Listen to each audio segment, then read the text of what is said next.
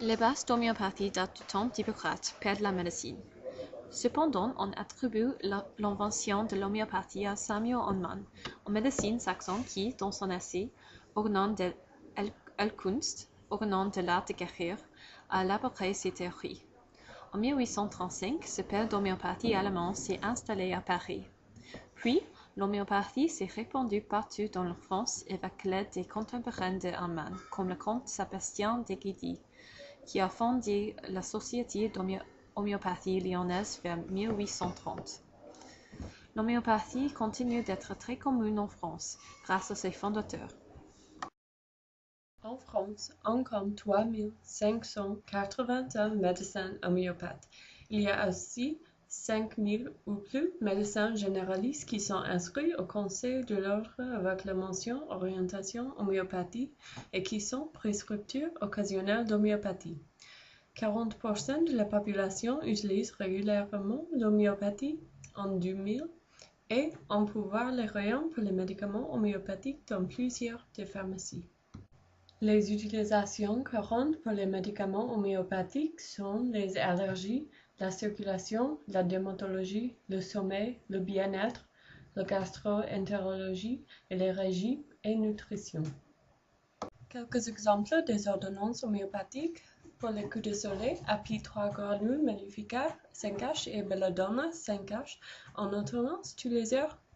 Pour aider à s'endormir, valériane en 4H.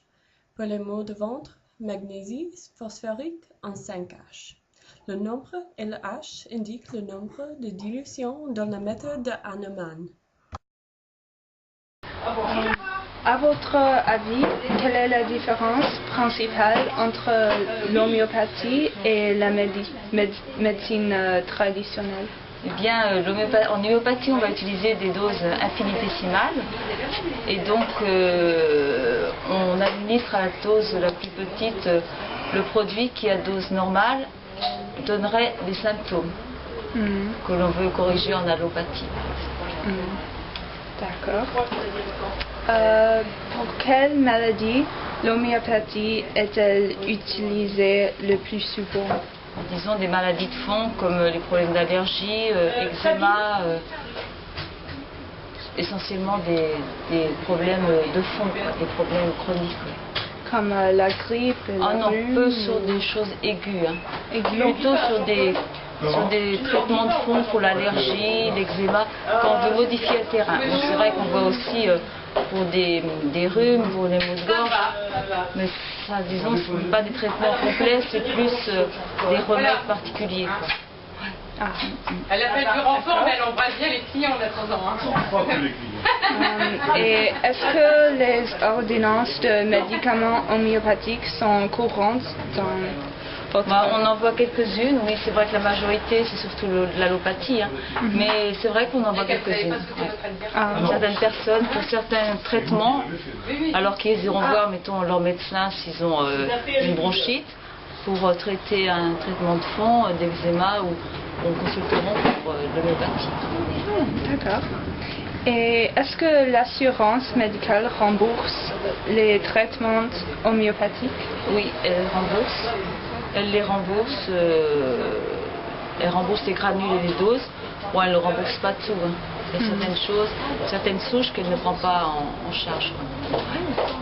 Super, merci beaucoup. Que pensez-vous de l'homéopathie?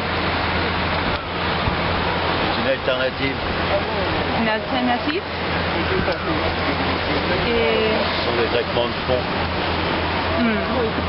à long terme. Est-ce que pensez-vous que l'homéopathie soit populaire en France? Plus ou moins. Plus ou moins. Prenez-vous des médicaments homéopathiques? Non. La phytothérapie. La phytothérapie, ce sont les plantes. Ah oui, d'accord. Yes. Connaissez-vous quelqu'un qui utilise l'homéopathie pour se soigner? Oui. Oui. Pour quelle maladie? C'est surtout sur des traitements de fond. Donc, ils surveillent plus par rapport au stress, au sommeil, des choses comme ça. Bien.